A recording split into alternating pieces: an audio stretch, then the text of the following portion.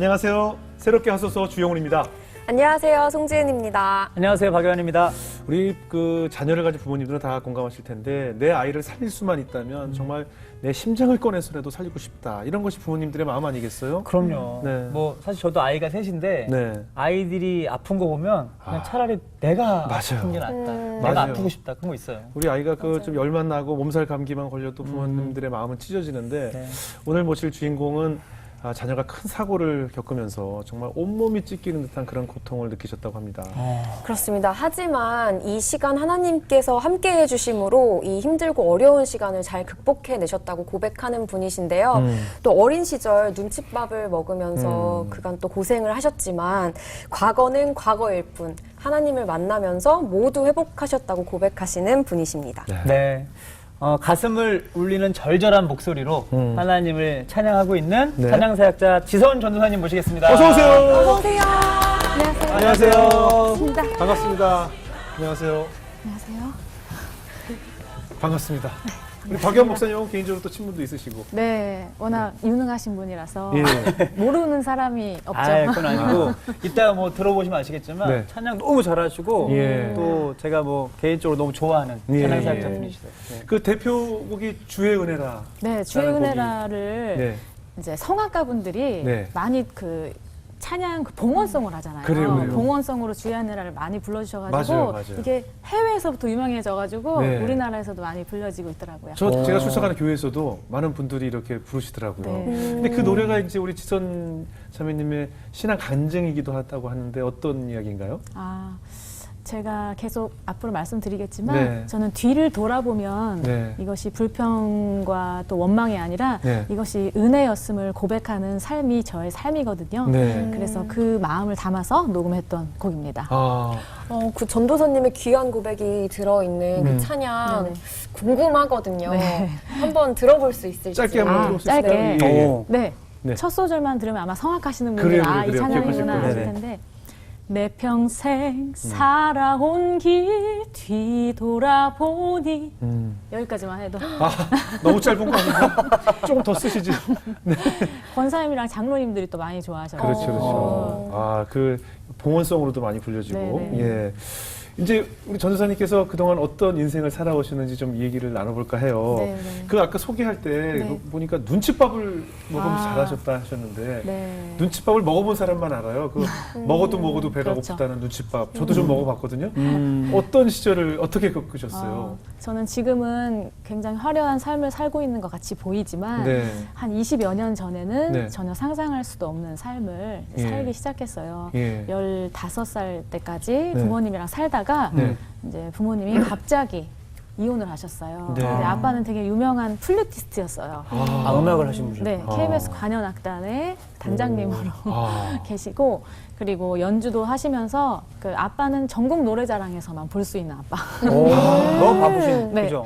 그리고 이제 가정 일은 하나도 안 하시고 뭐 저랑 어떤 추억도 없으셨고 네. 저는 그때도 아빠가 별로 좋지가 않았었는데 아빠랑 엄마랑 갑자기 이혼을 하신 거예요. 네. 어느 날 자고 일어났는데 엄마가 얼굴에 형체가 없이 피를 뚝뚝뚝 이렇게 흘리고 계시면서 화장실에서 울고 있는 모습을 제가 이제 본 거예요. 14살에. 네.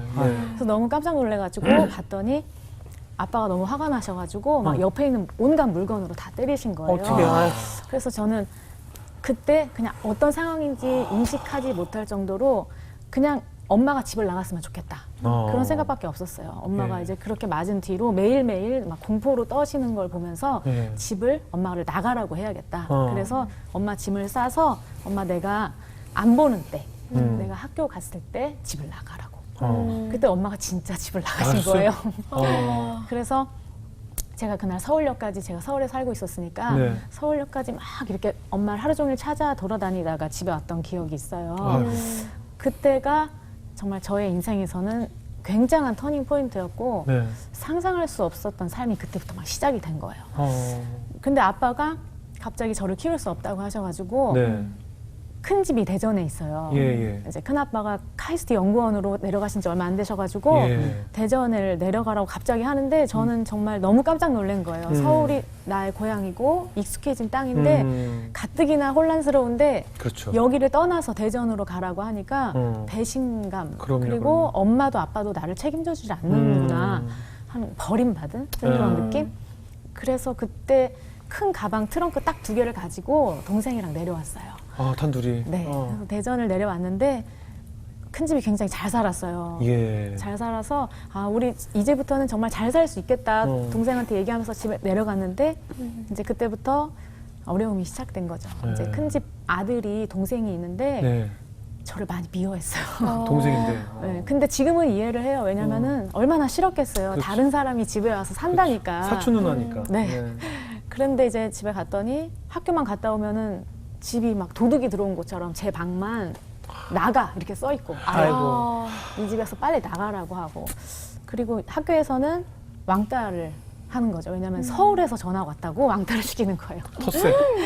그래서 제가 학교를 가면은 그렇게 힘든 마음으로 갔다가 집에 오면은 또 다시 힘들고 집에서도. 또 유교 집안이시래 가지고 여자는 조용히 해야 돼요. 그래서 김치 같은 것도 제대로 잘 못 먹었어요. 젓가락질을 하려고 하면은 툭 치셨어요. 그래서 밥을 잘 못 먹고 자연스럽게 도시락도 못 싸갖고 다니고 이러다 보니까 넓은 집에는 살지만 혼자 사는 거랑 마찬가지로 이제 중고등학생 시절을 보내게 됐는데 네. 그때까지도 저는 하나님이 제 하나님이 아니라고 생각이 들었어요. 너무 멀게 느껴졌고 그 서울에서 교회를 다녔었는데 그때는 그냥 재미로 음악하는 게 재밌으니까 다니다가 대전을 갔기 때문에 그냥 하나님은 계속 어디서 멀리서 나를 지켜보는 분이지 내 인생에 들어오지를 못하셨어요. 그때까지도 하나님이 그랬기 때문에 외로웠어요. 많이 외로웠고 베개가 항상 눈물에 적셔져서 안 잔 적이 없었던 것 같아요. 그래서 아, 나는 진짜 쓸모없는 존재인가 보다라는 생각에 야반도주를 하기 시작했어요. 학교 간다고 거짓말하고 그 책가방을 메고 항상 서울역으로 갔다가 다시 집에 오고 맨날 이렇게 엄마를 찾아서 엄마 찾아서 다시 갔다가 다시 돌아오고 이렇게 하니까 학교에도 적응을 잘 못하고 이제 왕따라고 해서 많이 맞았어요. 그래가지고 지금은 멀쩡하게 생겼잖아요. 네. 근데 이제 제가 코뼈가 약간 돌아갔어요. 속이. 맞았어요? 지금도 이비인후과 선생님이 보시면은 신기하다고 어떻게 코뼈가 수술했냐고 저한테 물어보시는데 그때 코뼈가 좀 돌아가고 친구들한테 맞았어요? 네, 그 치료를 잘 못해가지고 그런 상태에서 영양실조에 이제 걸린 거예요. 밥을 잘 못 먹으니까. 아니, 큰아버지 진짜 집이 되게 잘 사는 집인데도. 네, 이렇게 들으면 막 제가 5, 60년대 태어난 사람 예, 같은데 그때 당시에도 영양실조에 걸려가지고 고등학교 때 손이 파래지는 거예요. 정말 아이고. 손이 파래져서 너무 깜짝 놀래가지고 약국을 가가지고 저 죽을 것 같다고 포도당 하나만 달라고 이랬던 기억이 있고 그렇게 하루를 살다 보니까 소망이 정말 하나도 없었고 빨리 큰 집에서 나가는 게 저의 유일한 꿈. 근데 큰 집에서 나가지지가 않죠. 당연히 그렇죠. 돈도 없고 부모님도 없고 그러다 보니까 어렵게 중고등학생 시절을 보내고 있었는데 그때 한 분이 저를 발견해 주셨어요. 네. 음악 선생님이. 제가 학교에 적응을 잘 못하니까 그 학교 밴드부를 막 하고 있었거든요. 네. 그 당시 학교에 밴드부가 없었는데 제가 지금 개그맨으로 있는 그러니까 엄태경이라는 친구랑 함께 네네. 그 밴드부를 만들었어요. 네. 그래서 밴드부를 만들어서 하니까 우리 음악 선생님이 그걸 좀 보고 계시다가 제 성악을 좀 시켜야겠다. 왜냐면 제가 조회 시간에도 쓰러지고 그리고 계속 코피를 제가 한 1년을 멈추지가 않았거든요. 그러니까 영양실조가 심해지니까 계속 이런 증상이에요, 그죠? 맞아요. 그리고 밥도 잘 못 먹고 또 맞고 그랬으니까 이 점막이 아예 터진 거예요.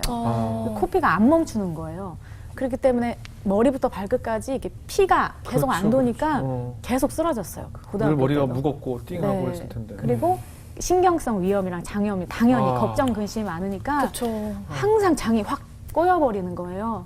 그래서 저를 전담으로 병원에 데려가는 선생님이 있을 정도로 항상 링거를 꽂고 살았는데 그때 음악 선생님이 제가 저러다 죽을 것 같으니까 저를 성악을 시키자고 마음을 먹으셨던 거예요.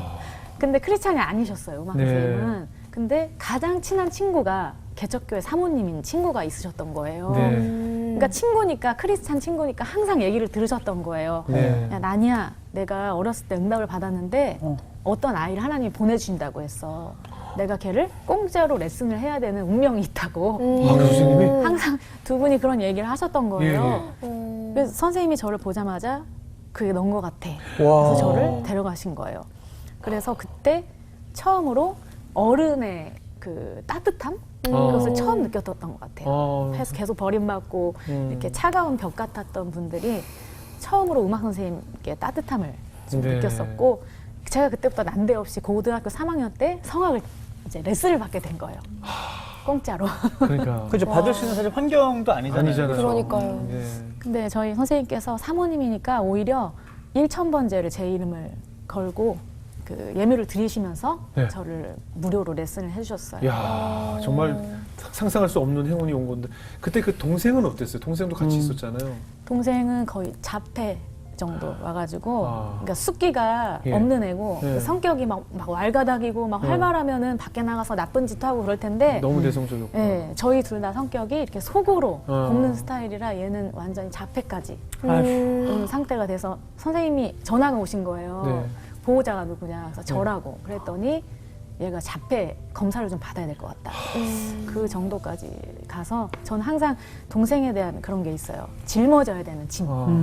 그런 걸 가지고 계속 자랐기 때문에 제가 좀 잘 되면은 죄책감이 자꾸 생기는 거예요. 나만 잘 되는 거 아니야? 그래서 그리고 이제 아르바이트를 해야지만 살았기 때문에 네. 고등학교 때부터 그 교회에 네. 애들을 저한테 붙여주셨어요. 한 달에 6만 원, 8만 원 이렇게 줄 테니까 네. 애들을 레슨을 해라, 피아노를. 어. 그래가지고 피아노 레슨을 하면서 첫 월급 6만 원 받았던 거를 네. 패스트푸드를 이만큼 샀어요. 그래가지고 너무 동생이랑 먹고 싶었던 거를. 왜냐면 큰 집에서 항상 맛있는 냄새가 이렇게 막 났었거든요.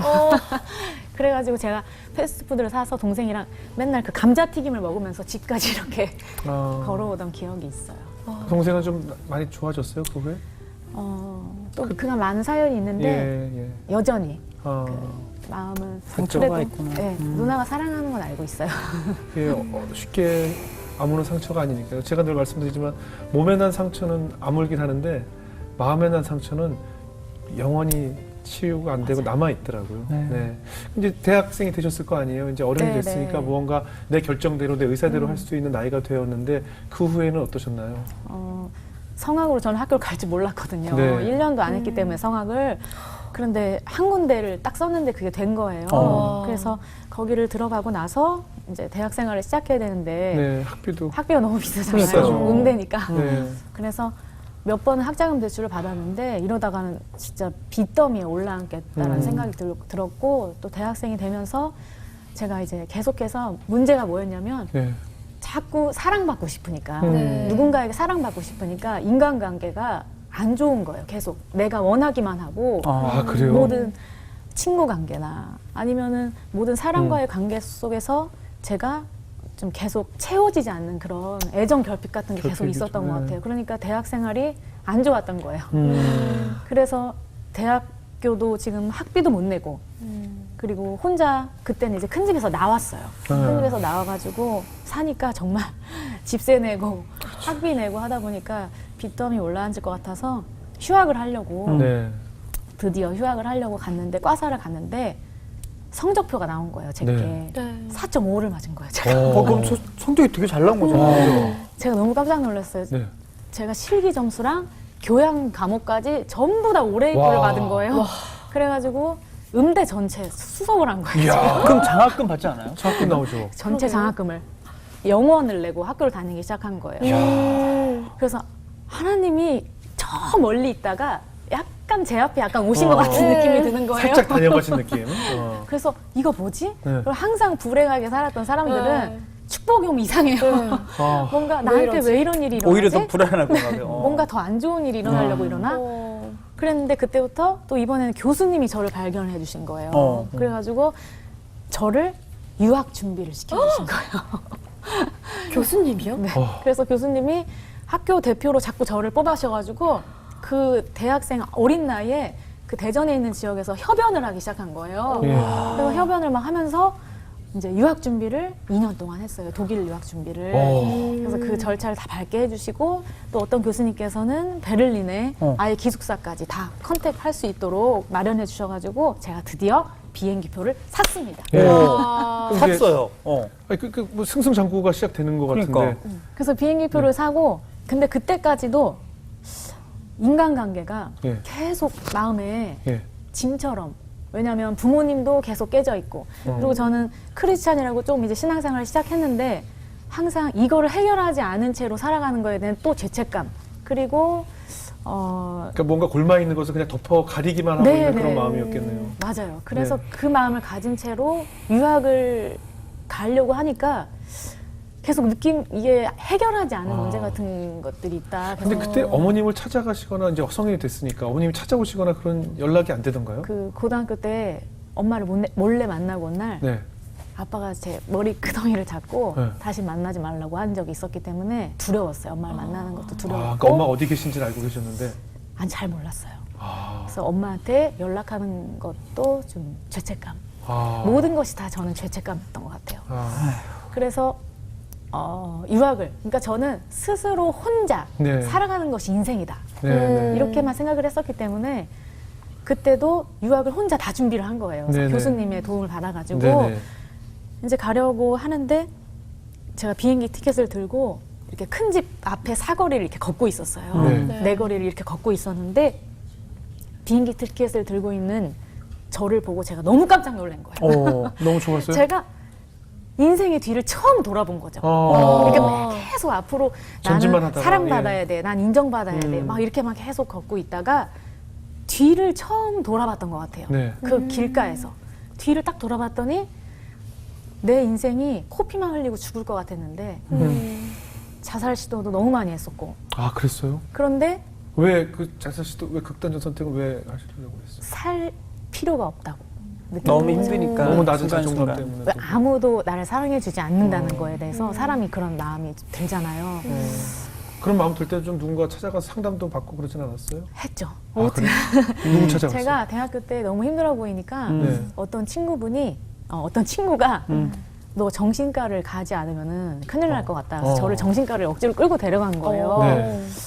가가지고 상담을 엄청 많이 했어요. 한 4주 동안. 약도 먹고 무슨 손가락에 뭐 끼워서 이렇게 심리 검사도 하고 했는데 그것도 또 죄책감으로 오더라고요. 저는 끝나고 나서 예. 내가 사람한테 지금 뭐 하고 있는 거지? 이런 생각이 또 드는 거예요. 어.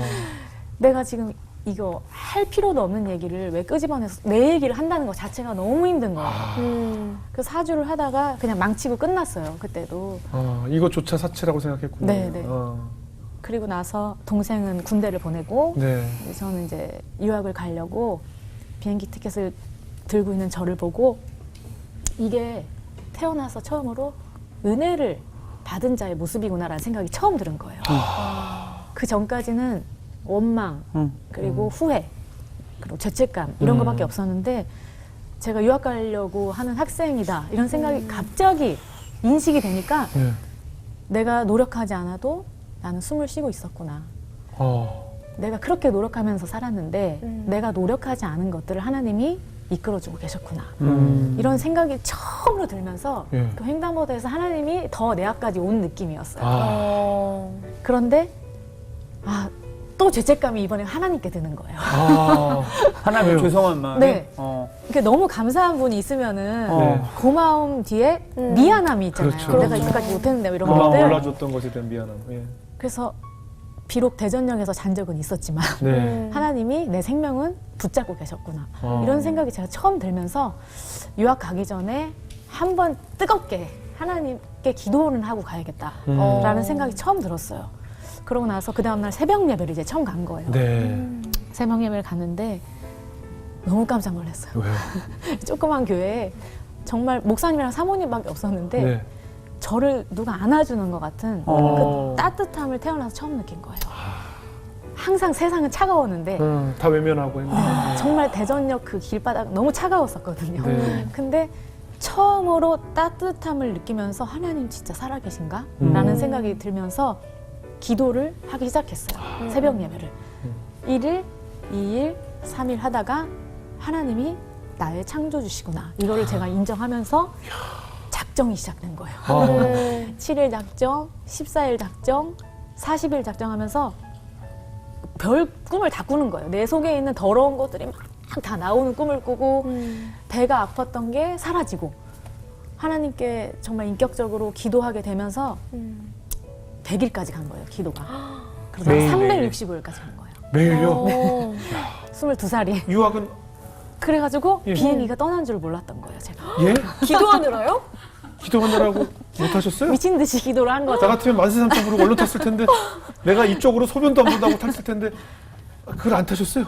갑자기 아무것도 이거보다 좋은 게 없다는 생각이 들었어요. 하나님 그러니까 살면서 그 처음 경험한 거죠, 그죠? 사랑받고 있잖아요. 제가. 따뜻한 품이 제가 처음으로 사랑받고 있는 존재구나. 독일도 사랑해 줄 수 있을지 모르는데 그러니까 우리는 진짜 독일도 사랑할 인간 수 뒤에 또 아심이 충분히 있는 곳인데. 근데 정말 사울이 눈에서 비늘이 벗겨지는 것처럼 안 보이던 세상이 보이는 거예요. 하나님 때문에. 아, 난 교회에서 살아도 죽어도 좋겠다라는 생각이 들어가지고 막 회개도 나오던가요? 그 기도하는 거? 회개만 한 100일 넘게 했던 것 같아요. 아니 근데 솔직히 얘기하면 회개할 게 뭐가 있을까? 그 세상에 대한 엄청 원망과 많죠. 미움이 저희 다 이해가 되는데 그러니까 모든 인간관계를 내 힘으로 하려고 했던 거. 예. 그리고 돌아보니까 하나님이 계속 천사를 저한테 보내주셨던 거예요. 사람을 돌아보니까 통해서도 그렇죠, 네, 일하시고. 좋은 사람들이 사실 많았던 거예요. 음악 선생님도 네. 그리고 뭐 선배건 후배건 항상 원망만 했지 왜 나를 저렇게 미워하지? 그런 생각만 했었지 다 좋은 사람들이었다는 생각이 처음으로 들기 시작하는 거예요. 내가 발견을 못한 거지 그분들이 못된 사람은 아니었구나라는 생각이 처음 들기 시작한 거예요. 와. 그래서 회개를 하고 365일까지 간 거예요. 1년. 1년 동안 회개를 하고 사람들이 소문이 나기 시작한 거예요. 지선이 어디 갔냐. 음악하는 사람들이 그렇죠. 얘 드디어 죽었나 보다 하는 친구도 계속 있었고. 교회에 계셨어요 그냥? 네. 계속 교회? 네. 교회에서 밥 먹고 기도하고 노래 연습하고 자고. 매일? 네. 365일 동안 더 넘게 365일 넘게 기도하다가 그런데도 너무 좋던가요? 너무 정말 사랑을 어머. 못 받아본 사람이 받는 그런 느낌. 거의 잠겨 계셨군요, 그 사랑에. 네. 정말 아무것도 부럽지 않고 엄마 아빠가 없어도 나는 이대로만 살 수 있겠다라는 생각이 처음 들었던. 아까 회개 기도를 하셨다고 했잖아요. 네네. 큰아버지에 대한 용서나 그런 마음도 들던가요? 뭐 회개? 조금씩 생기기 시작한 것 같아요. 그리고 내가 그런 자격이 있나 이런 생각까지 마지막엔 갔던 것 같아요. 내가 어른이었어도 싫었겠다라는 생각이 처음으로 그러니까 눈이 넓어진 거죠, 시야가. 아버지에 대한 감정은 어떻게 변했어요? 근데 아빠한테 할 수 있는 건 제가 미워할 수 있는 것밖에 없었던 거예요. 그냥 아빠는 계속 그 마음은 아직은 네. 시간이 더 증오했어요, 치유되지 거의. 않은. 예. 정말 미워한 게 아니라 없어졌으면 좋겠다라는 생각. 그러니까 저는 계속 그런 것과 싸우는 거예요. 은혜를 죄책감. 누리다가도 또 한편에는 짐이 되는 거죠. 아빠를 그렇죠. 미워하는 마음이 또 네. 있고. 그리고 이따가 360을 좀 넘었을 때 어느 장로님이 전화가 오셨어요. 네. 시청에 계시는 장로님이 네. 갑자기 저보러 유학을 갔냐고 물어보시는 거예요. 네. 안 갔다고 했더니 안 갔으니까 전화를 받고 있죠. 장모님. 그러더니 대전 시립합창단이 몇 년 만에 TO가 한 자리가 났다는 거예요. 그래서 빨리 와서 시험을 보라고 하시는 어머나. 거예요. 그 경쟁률 엄청날 텐데 사실. 세죠, 세죠. 예. 그렇죠. 이제 성악하는 여자분들에게는 거의 꿈의 직장이죠. 그럼요. 그렇죠. 모두 다 거기를 선망의 직장이죠. 네, 왜냐하면 정년퇴직까지 할 수 있고 아, 노래하는 공무원처럼 또 그렇죠. 생활하는 그렇죠, 거잖아요. 노래하는 공무원이고 아이도 다 키울 수 있고 어. 그리고 무대도 그냥 작은 무대가 그렇죠. 아니라 큰 무대 내가 맞죠. 서고 싶었던 꿈의 무대. 그렇죠. 그렇죠. 그리고 뭐 독일을 가면 뭐 괴테가 살았던 마을 앞에서 노래를 부르고 너무 좋은 무대에서만 노래를 하니까 다 들어가고 싶어하는 거기를 그냥 경험 삼아서 한번 보라고 저한테 네네. 얘기하셔가지고 시험을 봤는데 붙었을까요? 떨어졌을까요? 붙었을 것 같아요. 이거는 뭐 제가 볼 때는 스토리상 붙었겠죠. 붙어야 돼요. 오늘 붙어야지 얘기가 됩니다 것 지금. 같아요. 예. 제가 예. 1차 시험을 붙었어요. 네. 1차 시험을 봤는데 너무 깜짝 놀란 게 내가 가려고 했던 그 독일에서 유학을 끝내고 오신 분들도 여기를 시험을 보려고 오셨더라고요. 그러니까 경쟁자 수준이 진짜 대박이다. 엄청 높은 거예요. 경쟁률도 높았겠네요. 네, 그렇죠. 정말 기라성 같은 선배님들 다 오시고 어. 시험을 보러 오셨는데 제가 이제 시험을 1차를 붙고 나서 와 너무 깜짝 놀란 거예요. 예. 내가 붙다니. 예. 그래서 그것만 해도 대단한 거예요. 네, 그래서 예. 2차 시험을 봐야 되는데 하나님 저 어떡하냐고. 저 시험 꼭 뭐 준비도 하나도 안 했다고. 네.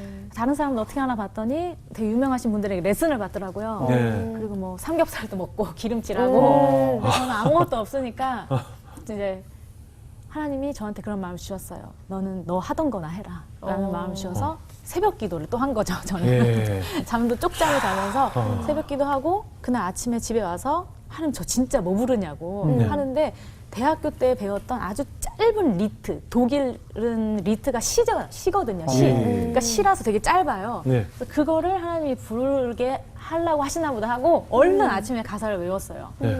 그러면서 시험을 보고 붙었습니다. 아, 할렐루야. 뭐야 정말. 오. 한번 들려볼까요? 아, 예, 예. 자진해서 감사하죠. 너무 아니, 진짜 좋죠. 궁금해서 아니, 어떤 어떤 거지? 노래를 어떤 노래 뭔지 잘 들어가나. 몰라가지고. 야, 안 시켰으면 큰일 날 뻔했어. 네네네. 스스로 부르겠다고 처음 아니 봤어요. 원래 먼저 물어보실 줄 알았는데 네네네. 제가 이제 집회 때 간증하고 하면은 재미삼아 불러드리거든요. 예, 들어볼게요. 한번 해보겠습니다. 예, 예.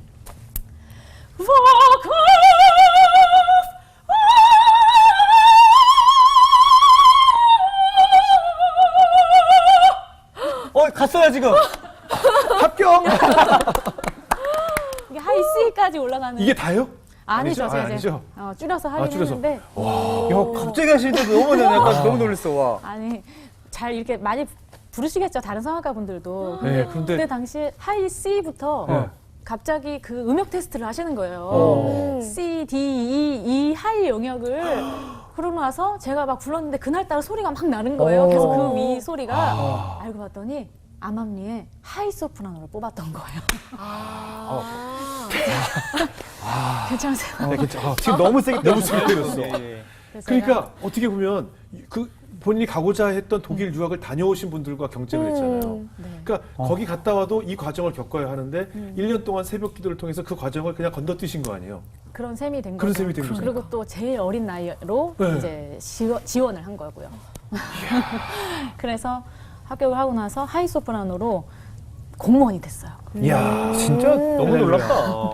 그럼 이제 하나님도 인격적으로 만났고 신앙생활도 네. 직장도 이제 뭐 빚을 갚기 시작했죠. 예. 어떻게 그동안 지금 학자도 왜냐면은 이제 월급을 따박따박 받으니까 예. 내 집을 마련할 수 전 그 있더라고요. 표현이 참 따박따박이 확 와닿네요.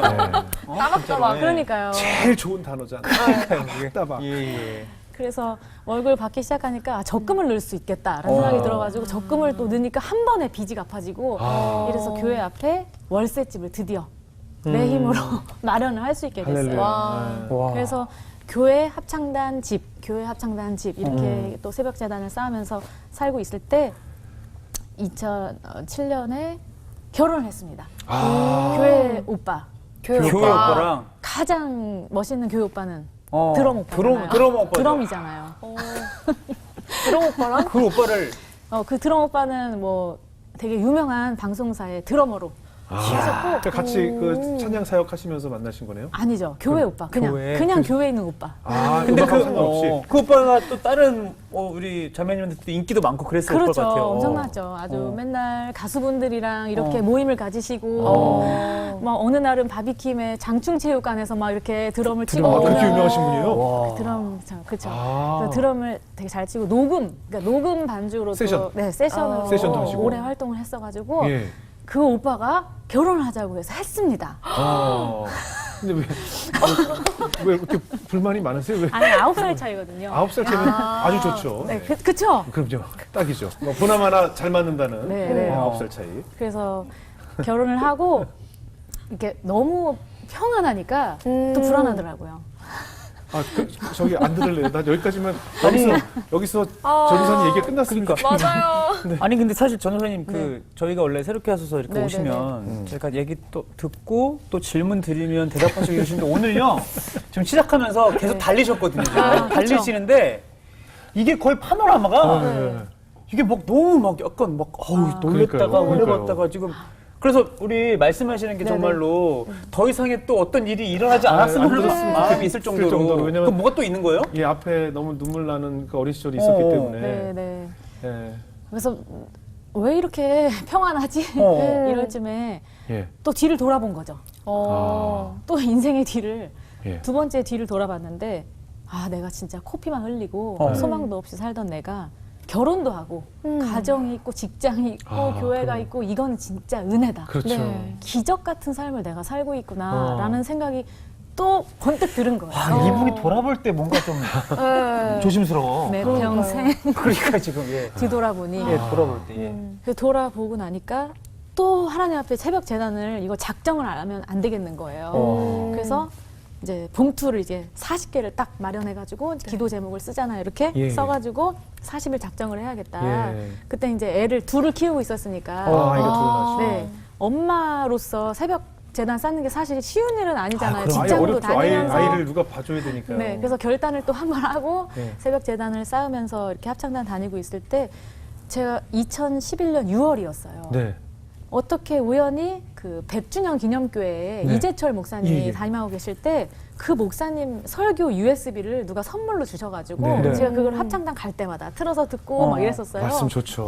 그래서 그 말씀을 듣고 있는데 인생의 충격을 제가 한 번 받은 거예요. 어. 아, 내가 지금까지 신앙생활 한 거는 내 감정대로 한 적이 너무 많았음을 깨닫게 되고 내가 찬양한다고 하지만 나를 위로하기 위해서 찬양한 것이 너무 많구나 아. 라는 생각이 그 목사님 정말 그냥 아주 심플하게 잔잔한. 조곤조곤 얘기하시는데 완전히 저를 막 가격하는 듯한 설교였어요. 그래서 처음으로 그 목사님의 새신자반을 사가지고 책을 사서 읽는데 아 나는 새신자부터 출발해야 되는 사람이었구나. 그래서 다시 한번 신앙생활을 시작하는 시기였어요. 네. 제 인생에서. 그래서 2011년 6월에 성경을 필사하기 시작했어요. 왜냐면은 하나님이 너무 좋으니까 네. 하나님을 보고 싶잖아요. 네. 그럼 하나님을 너무 보고 싶은데 어떻게 하면 볼 수 있을까?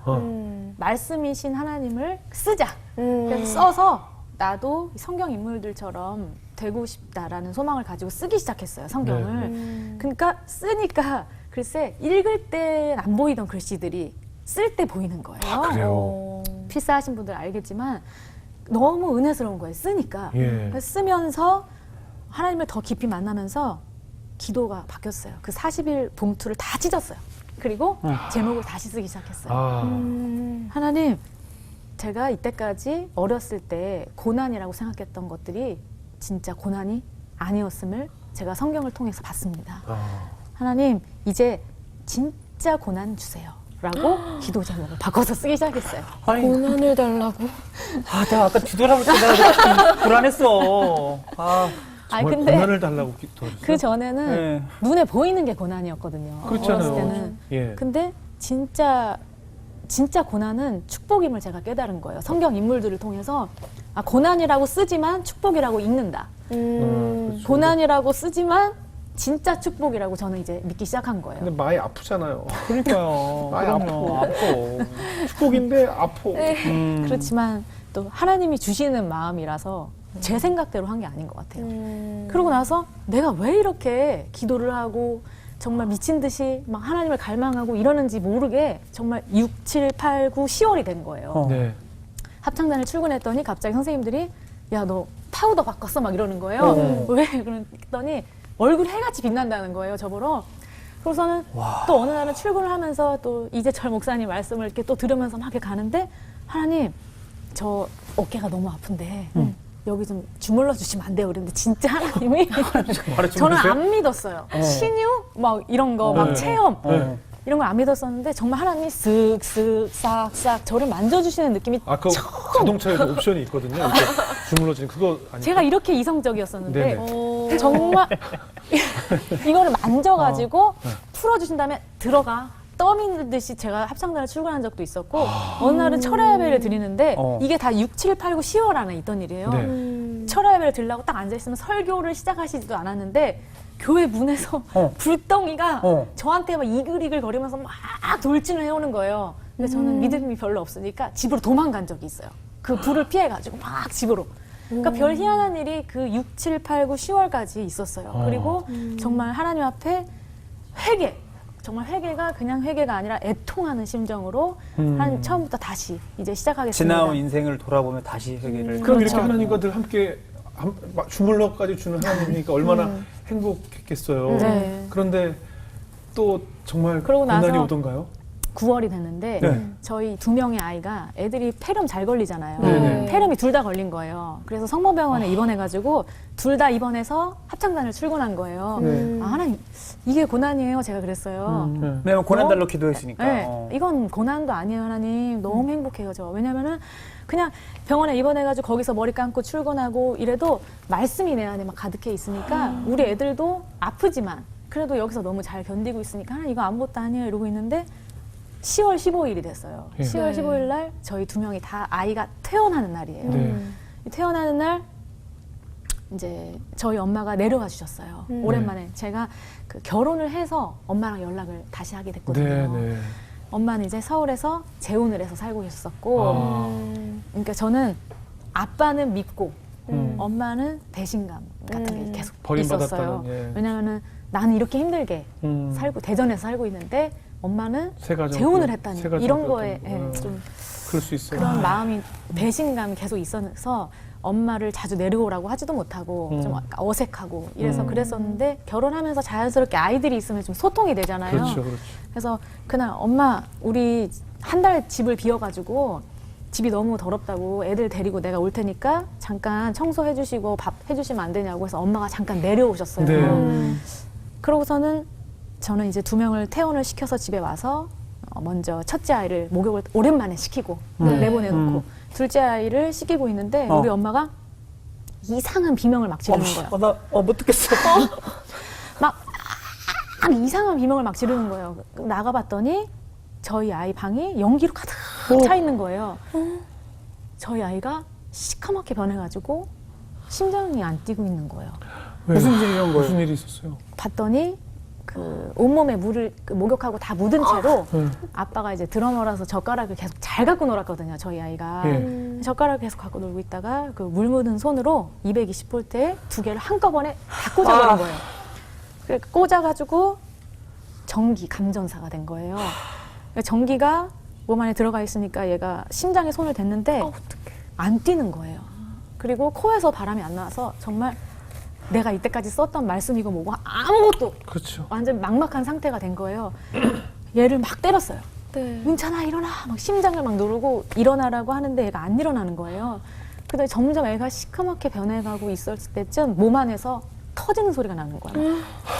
팍팍 터지는 소리가 제 귀에 막 들리고 있는데 갑자기 팍 터지는 소리와 함께 대변이랑 소변이 아이의 구멍에서 막 쫙 나오기 시작하는 거예요.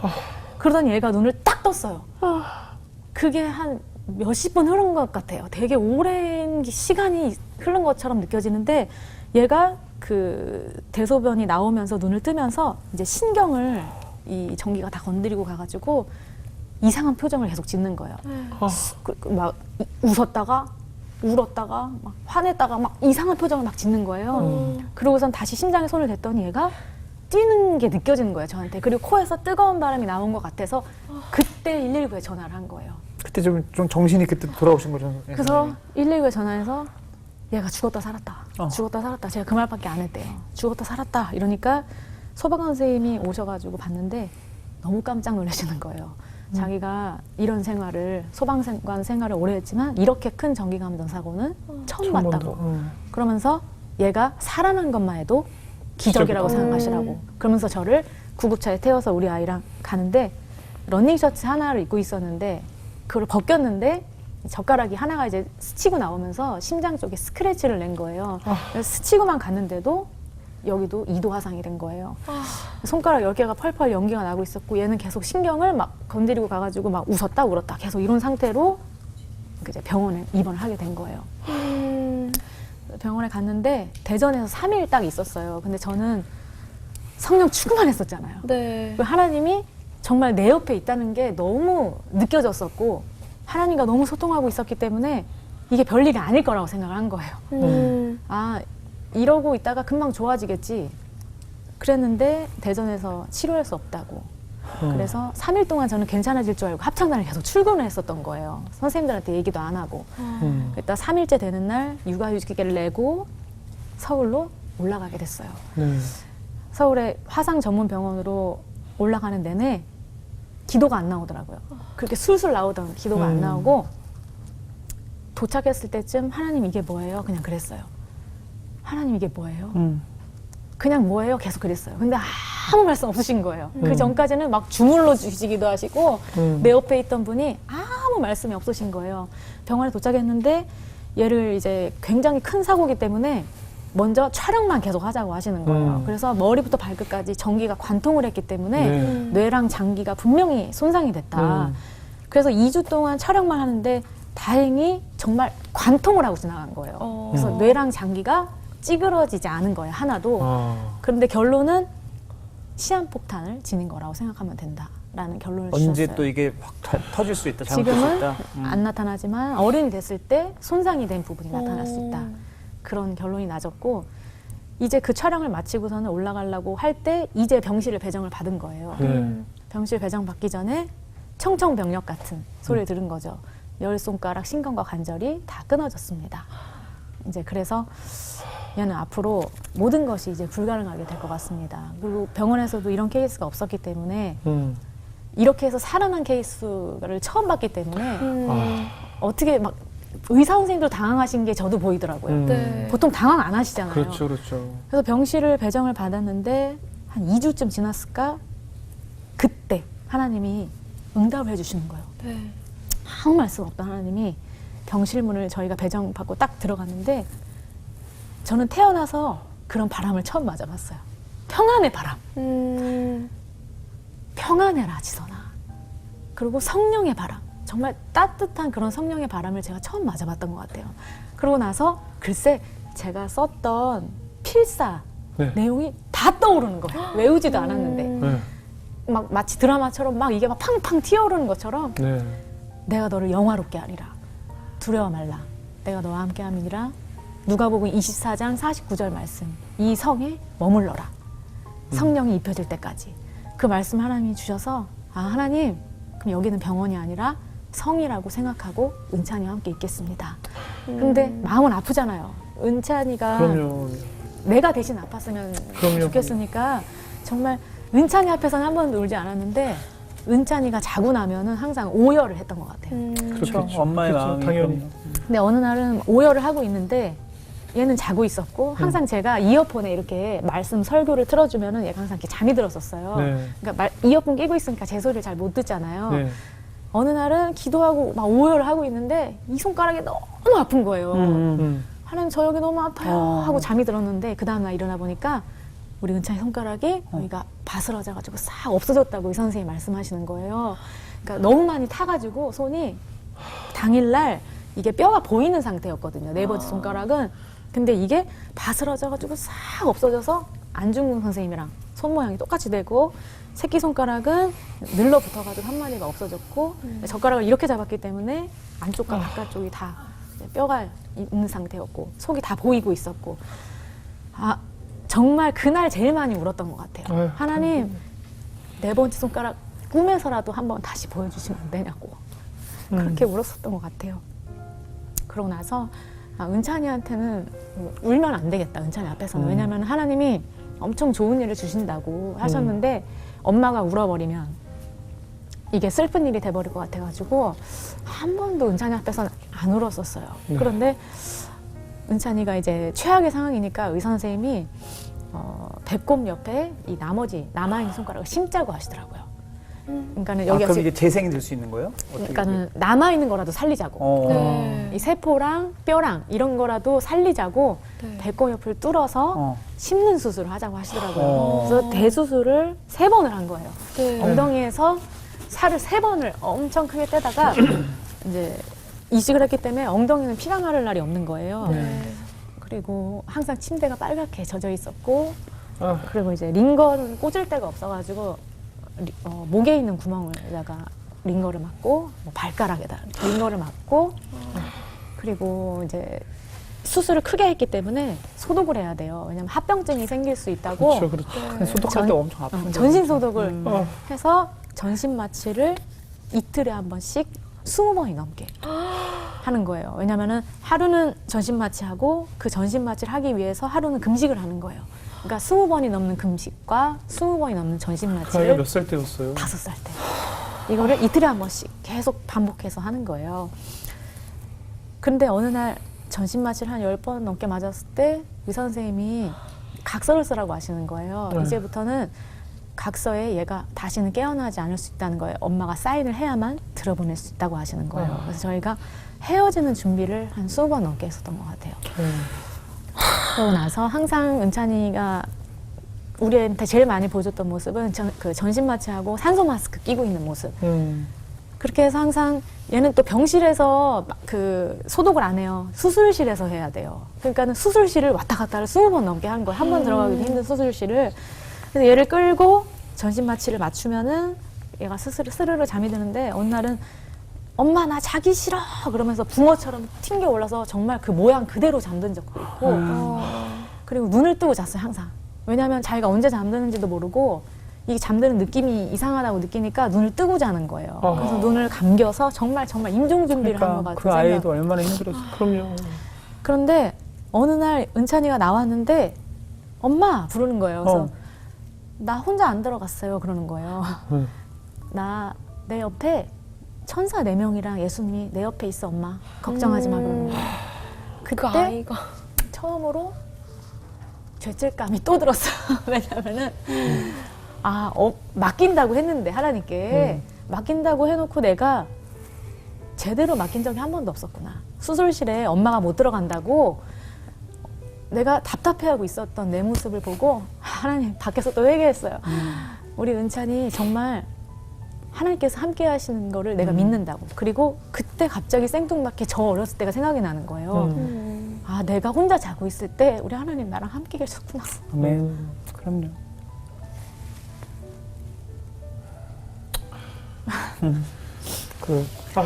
아이의 상황을 통해서 지선 전사님의 그 어린 시절을 다시 그죠? 그 수많은 목사님들이랑 전사님들이 너랑 하나님 함께 계셔라고 말했을 때 한 번도 안 믿었거든요. 근데 그때 처음으로 믿어지기 시작한 거예요. 그래서 제가 항상 찬양 집회할 때 얘기하거든요. 믿어지기 시작해야 한다고. 그래서 처음으로 믿어지기 시작하면서 아빠가 보고 싶더라고요. 저는 제 인생에 이거 완전 기적이 일어난 거예요. 왜 아빠가 보고 싶어? 은찬이가 갑자기 어느 날 나와가지고 이런 말을 했어요. 엄마 온몸이 만신창인데 네. 정말 붕대로 칭칭 감고 있었어요. 온몸을. 입만 살아있는 거예요. 네. 발가락이랑. 근데 은찬이가 갑자기 엄마 나 소풍 온 것 같다 그러는 거예요. 저한테.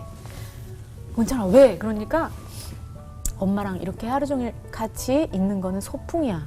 저한테 그렇게 얘기하는데 제가 처음으로 은찬이 앞에서 울었던 것 같아요. 처음으로 은찬이 앞에서 울면서 그래 은찬아 소풍이다 하는데 이 소풍을 내가 인생을 한 번도 즐기지를 못하고 하나님 앞에서 살았던 게 또 회개가 되면서 그때 아빠가 보고 싶은 거예요.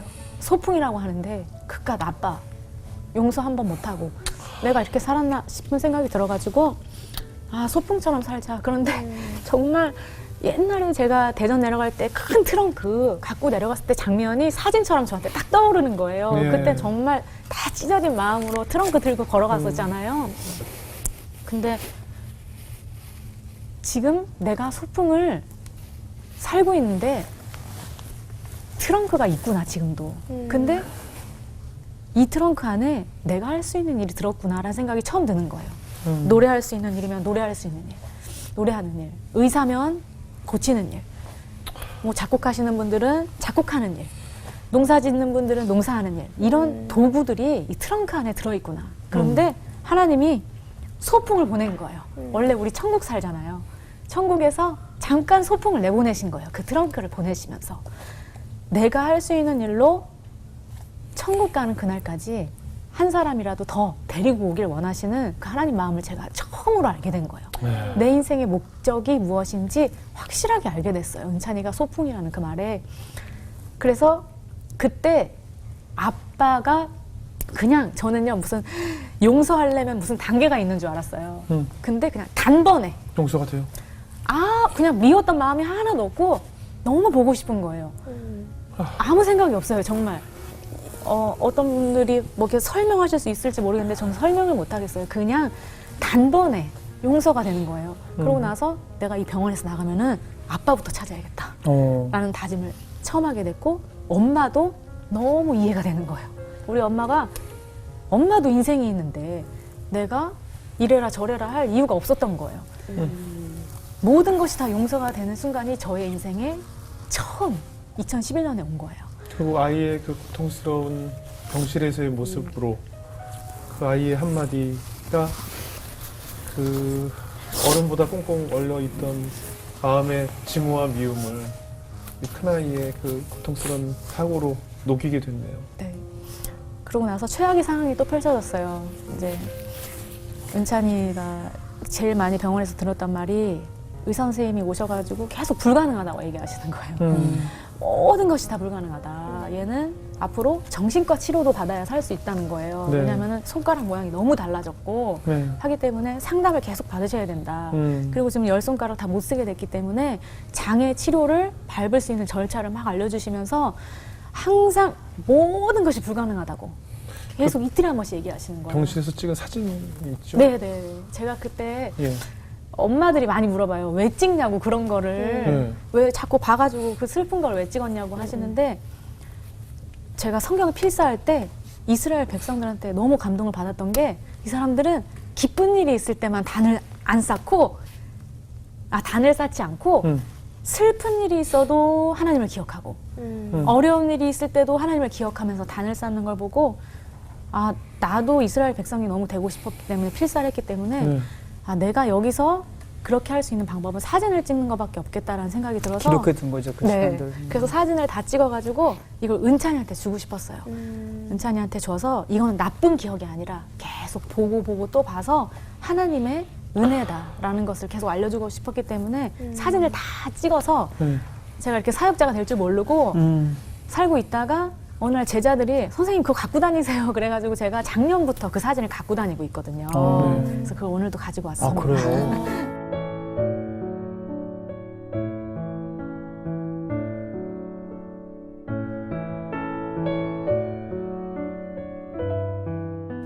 은찬아, 너는 정말 대단한 사람이야. 엄마도 하지 못할 일들을 너는 해낸 아이야. 하나님께서 너에게 힘을 주셨단다. 이미 기적을 베푸셨어. 하루 동안 금식까지도 잘 참아내는 너, 박은찬. 오늘 소독 후에 오른손가락이 다 나왔다. 은찬이가 손을 보더니 예수님 감사합니다 라고 하네. 은찬아, 이렇게 오른손이 다시 만들어졌단다. 하나님은 은찬이를 만드시는 분.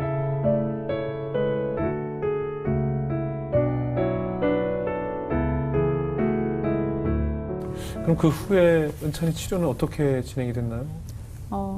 병원에서 이렇게 확실한 그런 치료법이 없고 화상은 겪어보신 분들 아시겠지만 정말 시간을 그냥 기다리는 거잖아요. 이게 아물길 기다리고 은찬이 같은 경우는 좀 심했기 때문에 이걸 배꼽 옆에 심긴 했는데 네.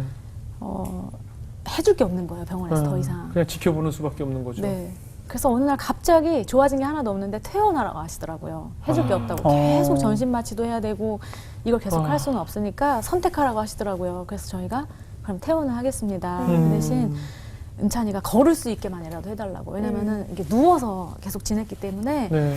배꼽 옆에 심겨지고 일자로 누워서 지냈기 때문에 무릎이랑 허리를 못 쓰게 된 거예요. 그래서 재활을 좀 해달라. 그래서 재활을 하던 날 다시 걸었던 날 저희는 그게 응답인 줄 알았어요. 네. 다시 걸었던 날 막 간호 선생님도 막 박수 치고 걷게 된 좋아하시고 것 자체가 기적이죠. 기적이죠. 네. 그리고 얘가 이제 손가락은 붕대로 다 감고 있으니까 여기다가 풍선 그냥 띡 껴가지고 이렇게 풍선 들고 돌아다니고 그러고 있을 때 병원에서 좀 소문이 났어요. 최악의 환자가 있는데 얼굴에 해같이 빛나는 엄마랑 애가 입원을 했다.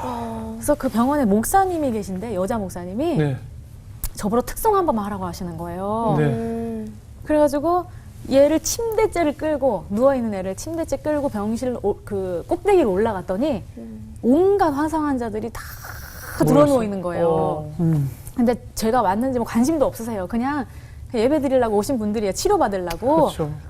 누워있는 분, 막 얼굴 화상, 눈밖에 안 보이는 분. 그런데 그때 어떤 찬양을 하죠 하나님 그러다가 성령이 오셨네. 이 찬양을 해야겠다.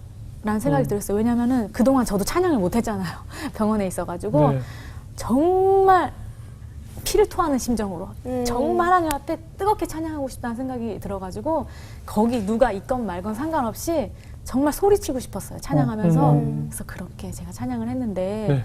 한번 찬양했으면 아, 그 좋겠는데. 성령이 오셨네. 네, 그때 네. 불렀던 그 버전으로 네네. 한번 짧게 청해 들어볼까요? 네. 네, 한번 들어보겠습니다. 네.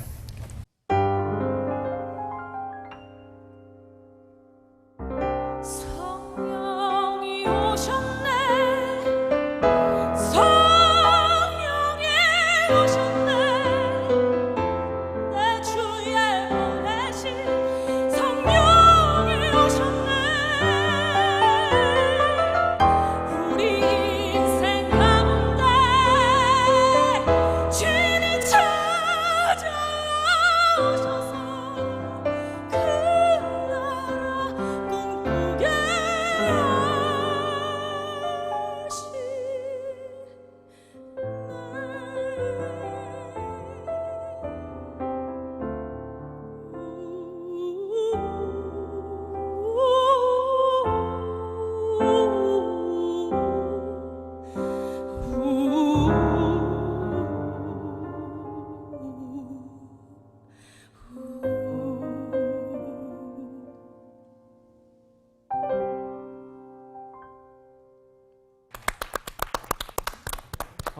와. 거기 계신 분들이 얼마나 큰 은혜를 받았을까요? 제가- 어땠나요? 찬양을 눈을 감고 했어요, 계속. 네. 그리고 지금은 좀 그래도 예쁘게 했는데 네. 원래는 정말 울부짖으면서 했거든요. 그랬겠죠. 예. 거의 막 괴성처럼. 네. 제가 찬양하고 눈을 딱 떴는데 글쎄 누워있던 분이 앉아 계시고 막 이러는 거예요. 어. 저를 쳐다보려고 막 이렇게 쳐다보고 네. 계시는 거예요. 제가 더 깜짝 놀란 거예요. 그분들이 왜 앉아있지? 봤더니 제가 완전히 미친 사람처럼 노래를 했던 거예요. 그래서 미친 사람을 좀 보려고 일어난 거예요. 이분들은 병이 나서 일어난 게 아니라 막 눈물도 쏟으면서 하셨을 거 네. 아니에요. 그래서 저 사람 왜 저렇게 노래하나 하고 저를 쳐다봤는데 저는 영혼이 일어나는 걸 본 거예요. 육체가 일어나는 게 아니라 영혼이 일어나는 거를 제가 그 순간에 본 거예요. 아, 찬양할 때 찬양할 수 없는 가운데 찬양하면 하나님이 일으키시는구나. 하나님이 나는 힘이 없지만 오른손을 딱 붙잡으셔가지고 일으켜 주시는구나. 나 이렇게 찬양하는 사람 되고 싶다라는 생각이 그 병원에서 처음 든 거예요. 그 아. 병원 그 예배드리는 곳에서. 네. 그래서 부랴부랴 내려와서 사직서를 쓴 거예요. 합창단에. 아, 안 돼요. 그러니까 어떻게 또. 안 돼. 그때 합창단에 사직서를 쓰려고 전화를 했어요. 네. 우리 국장님이 또 미쳤냐 막 그러시는 거예요. 그렇죠. 왜냐하면 제가 그때 감사하게도 지휘자 선생님이 저를 너무 예뻐해 주셨고 독일 지휘자 선생님인데 지금까지도 네. 우리 선생님이 저를 너무 예뻐해 주셨고 항상 저한테 따로 부르셔서 독일 가자. 지금 나랑 같이 가서 유학하고 오자. 이럴 정도로 저는 꿈의 무대가 독일이었는데 그러니까요. 독일 선생님이 한국에 오신 거예요. 근데 그분이 너무 예뻐해 주셨고 또 봉급도 제가 항상 1등급이었거든요. 예. 그렇게 이렇게 안정된 직장인데 그러니까요. 이거를 마다하고 불투명한 불확실한 네. 것을 선택한다고 하니까 다 말리셨겠죠. 네. 그래서 저는 그건 아무 생각도 없었고 그냥 영혼을 살리고 있는 노래하는 사람이 되고 싶다. 아, 내가 서야 될 무대는 예술전당이 아니다. 아. 예술의 전당은 우리 선생님들이 훌륭하신 선생님들이 서시고 나는 하나님이 부르시는 공원, 교회, 뭐 학교. 뭐 병원, 네. 그죠. 아니 양로원. 오히려 그런 생각이 아니라 저 같으면 하나님 저 어린 시절부터 너무 많이 울었잖아요. 저 너무 많이 힘든 시간을 겪었는데 왜 나에게 내 아이까지 이렇게 아프게 하시나요? 이런 저는 그런 원망이 되게 컸을 것 같다는 생각이 들거든요. 근데 생각이 없이 그냥 생각할 겨를 하나님 안 주셨던 것 같아요. 왜냐하면 저는 성경을 필사하고 있었고 말씀이 내 안에 가득 차 있었기 때문에 누르면 그냥 말씀이 나오는 상태로 하나님 만드셔 버리신 아, 거예요. 그러니까 누르면 불평인 적이 있잖아요. 저도 네네네. 그렇고 그냥 누르면 언제든 원망이 나올 수 있는 상황이 있고 근데 하나님이 하신 것 같아요. 그냥 누르면 말씀이 나올 수 있도록. 그래도 하나님께 기도할 때 하나님의 음성 같은 거 없었어요? 하나님 왜 우리 은찬이 왜 이렇게 힘들게 하셨어요? 했을 때 어떤 마음을 주시진 그거는 않았던가요? 이제 병원에서 이제 더 이상 손을 쓸 수 없다 그러셔가지고 예. 퇴원을 하게 됐어요. 네. 퇴원을 했는데 손가락을 이제 풀었을 거 아니에요. 네네. 손가락을 마지막 전신 마취를 끝내고 이제 손가락을 풀고 이제 완전 만신창이가 됐는데 안에 철심을 다 박았어요. 왜냐면은 다 죽어 있기 때문에 철심을 다 박은 상태로 처음에는 이제 손을 다 붕대를 풀고 이제 철심까지 다 빼는 걸 끝낸 다음에 퇴원을 하게 됐는데 정말 짧게 말씀드리면 오는 길에 앓은 거예요. 은찬이 손가락이 살아났어요. 에? 오는 길에 알았어요. 그거 다 사실 포기해서 병원에 다 나온 거잖아요. 네, 병원에서 태어난 날까지도 얘는 손을 쓸 수 없다 했는데 얘는 그런 생각이 없었잖아요. 네. 자기는 손가락이 계속 살아 있었고 했기 때문에 계속 얘는 움직인 거예요. 자기도 모르게 그냥 움직였는데 손가락들이 하나씩 오른손이 막 움직이기 시작하는 거예요. 제가 너무 놀래가지고 휴게소에서 돌아오는 그 대전 휴게소에서 또 한 번 회개를 했어요. 네. 눈으로 봐야 응답이 아니구나. 안 보일 때 우리 하나님 신뢰하는 거구나. 그게 응답이구나. 라는 생각이 처음 들은 거예요. 그러면서 은찬아 엄마가 못 믿겠으니까 이거 꼬집어 볼게. 이거를 막 깨물고 막 다 했어요. 그래서 얘가 엄마 좀 간지러운 것 같아 그러는 거예요. 그래서 이게 감각이 있는 거예요. 느껴지는 감각이. 거예요. 이게 감각이. 살아난 채로 대전을 내려오게 된 거예요. 네. 그럼 여기는 완전 만신창이인 손으로 그냥 내려오게 되고 근데 대전에 내려와서 의사 선생님께서 그럼 여기를 이제 뼈가 다 보이는 상태니까 막아줍시다. 저는 한 가닥의 소망이 뼈가 자랄 줄 알고 놔뒀었는데 이렇게 되면 탈까지 다 시리게 된다고 빨리 수술을 또 하자고 하시는 거예요. 그래서 4번째 수술로 엉덩이에서 살을 다시 떼다가 대전에서 여기를 막아줬어요. 네. 막고 나서 이제 여기가 움직이고 있으니까 찢어주는 수술을 합시다. 재활을 합시다 하는 네. 거예요. 그래서 재활 치료를 하기 위해서 찢어주는 수술을 잡았는데 그 수술 날짜가 없어졌어요. 왜 왜요? 없어졌냐면 하나님이 재활을 집에서 시키셨어요. 글쎄 얘가 아토피에 걸린 거예요. 네. 밤새 긁은 거예요. 그러면서 이게 움직이는 거죠? 아, 이거 웬일이야, 아토피도 사용하신 하나님. 웬일이야. 저는 그렇게 생각하고 있어요. 모든 것에는 다 이유가 있다. 저절로 찢어진 거예요? 계속 얼마나 가려우니까 간지러우니까. 자기도 모르게 이렇게 긁으면서 이거 사용하게 된 진물이 거죠. 날 정도로 얘가 아토피가 심해진 거예요. 근데 엄마 아빠는 자고 있을 때 긁은 거예요. 엄청 긁으면서 손가락이 다 찢어져서 수술을 안 하게 되고 그러니까 밤새 움직이니까 이게. 네. 왼손이 살아났어요. 그래서 10손가락이 다 살아났습니다. 그리고 단지 모양만 너무 이제 다르지만 개구리 손처럼 변하고 그리고 이제 2손가락 다 못 쓰게 됐지만 어쨌든 10손가락 신경이 마디마디 하나씩 살아나기 시작했어요. 살아나고 4번째 손가락은 이제 되게 연약해요. 만지면 뼈가 만져지니까 요거는 그냥 살짝 부딪히기만 해도 펑 부풀어 올라요. 근데 어느 날 시련이 오긴 했어요. 7살 때. 우리 은찬이 놀이터에서 놀고 있는 애들이 막 놀리는 거예요. 그냥 망치 손가락이다. 뭐 장애인이다. 막 놀리는 거예요. 근데 우리 은찬이가 그런 놀림을 당하는 걸 보면서 처음으로 그런 일을 맞았으니까 얼마나 가슴이 아파요. 그럼요. 나가려고 하는데 우리 은찬이가 미끄럼틀 위로 쫙 올라가는 거예요. 네. 얘가 왜 그러지? 하고 보고 있었는데 갑자기 손가락 하늘을 높이 쳐들면서 야 이것들아 여기가 다쳐야 군대를 가는데 나는 여기가 다쳐서 군대를 간다 이것들아 그러고 있는 거예요. 저기 웬일이야. 잘 알아들으셨죠? 이게 네, 알아요, 그러니까 알아요. 여기가 괜찮아. 그러니까 은찬이. 자기는 멀쩡한 사람이라는 거예요. 그리고 막 우리 엄마가 이것 때문에 찬양 사역자가 지금 준비하고 있고 그 위에서 막 거의 홍보하는 거리 정말. 그리고 하나님 너 안 믿으면 지옥 간다 이것들아 오히려 얘가 저주를 하고 있는 거예요. 어머. 그래가지고 제가 위에서 아 내가 얘 사역을 방해하면 안 되겠구나 하고 너무 감사했어요. 은찬이가 그렇게 한 해 한 해 지금 크고 있거든요. 아니, 제가 보니까요. 은찬이가 전도사님 닮았네요, 보니까. 닮았네요. 전도사님 정말. 아니 어때요 지금 은찬이는 아이고. 계속 좋아지고 지금 있나요? 벌써 14살이 됐어요. 어때요? 중학생이 됐는데 본인의 상황을 다 인지할 거 아니에요. 선생님이 어느 날 학교 선생님이 얘 심리 검사를 한번 해달라는 거예요. 너무 밝아서 걱정된다는 거예요. 선생님이 혹시 이렇게 발견하는 속에 상처가 있을 수 있다. 은찬이가 손가락도 하나 숨기지도 않고 이러는 거 보면 더 문제가 있는 것 같다. 그래가지고 울며 겨자 먹기로 4주를 저희가 상담 심리를 받으러 갔어요. 근데 상담을 끝냈는데 그 머리가 긴 크리스찬이 아닌 선생님이셨는데 이 선생님이 고난당한 얼굴로 나오시는 거예요. 그래서 보니까 얘가 4주 동안 선생님을 전도를 하고 있었던 거예요. 할렐루야. 아니 왜냐면은 미술 치료를 하면 마귀랑 천사가 싸우고 있고 그리고 막 이제 얘기를 막 4주 동안 상담을 끝냈는데 우리 선생님이 나오셔가지고 첫 마디가 이러셨어요. 어머니 얘는 신이 있다고 믿습니다 어머니.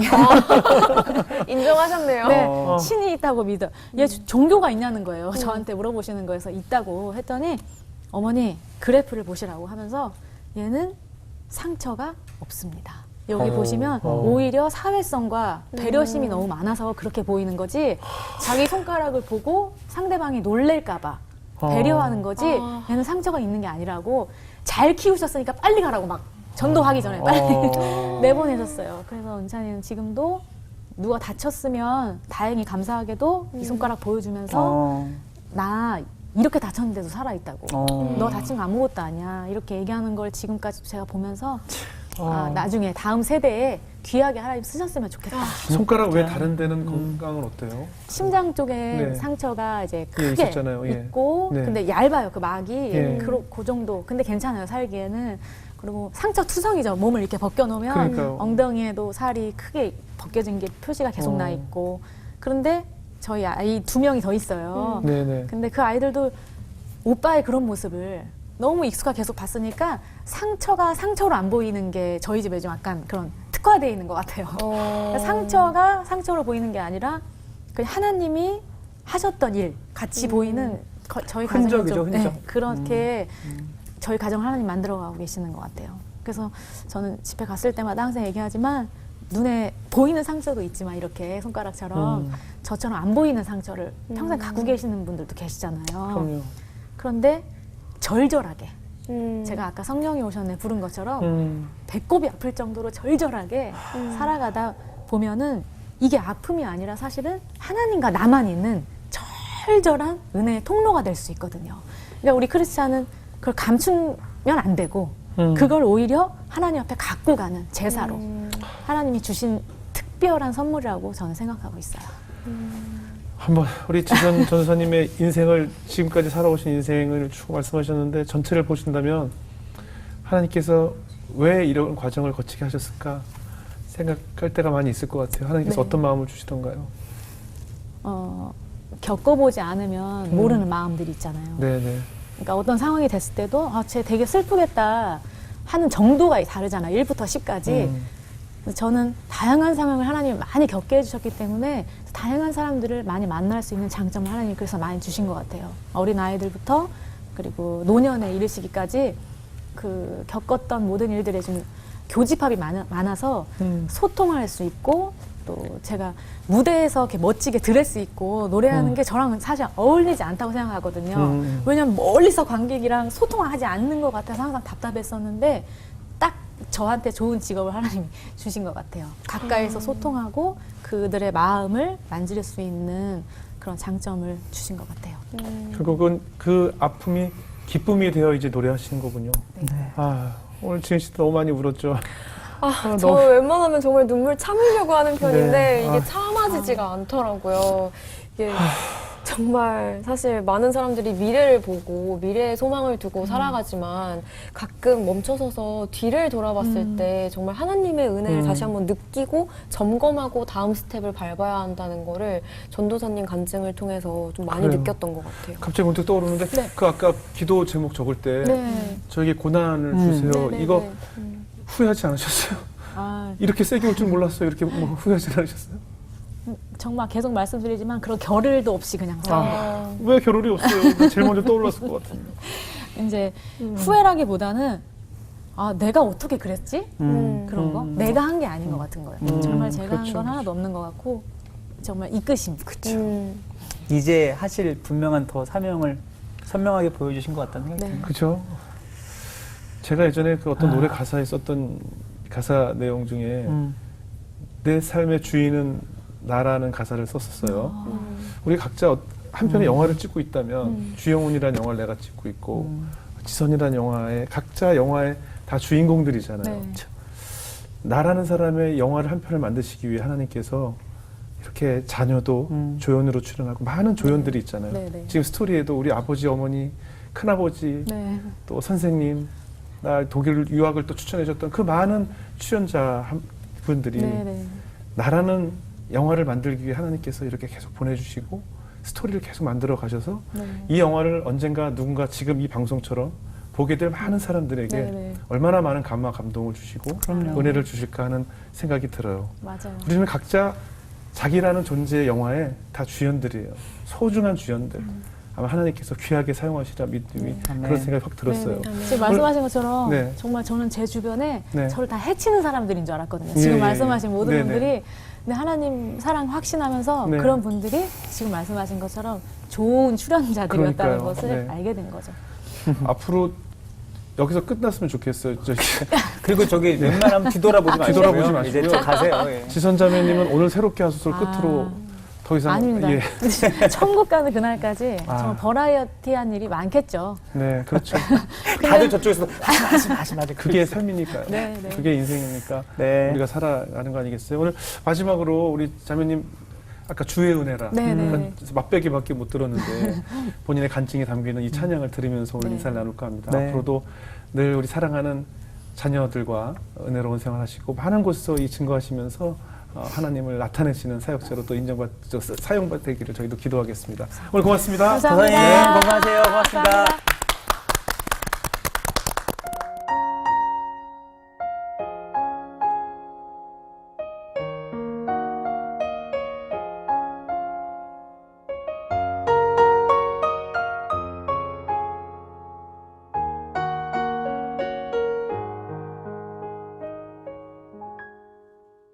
내 평생 살아온 길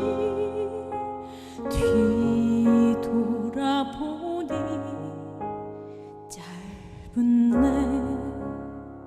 내 인생길 오직 주의 은혜라 주의 은혜라 주의 은혜라 내 평생 살아온 길 주의 은혜로 주의 은혜로 답이 없는 사랑 달려갈 길 모두 마친 후 주 얼굴 볼 때 나는 공로 전혀 없도다 오직 주의 은혜라 지금까지 지내온 것 주의 크신 은혜라 한이 없는 주의 사랑 어찌 이루 말하랴 자나깨나 주의 손이 항상 살펴주시고 모든 일을 주 안에서 형통하게 하시네 주의 은혜라 주의 은혜라 내 평생 살아온 길 주의 은혜로 주의 은혜로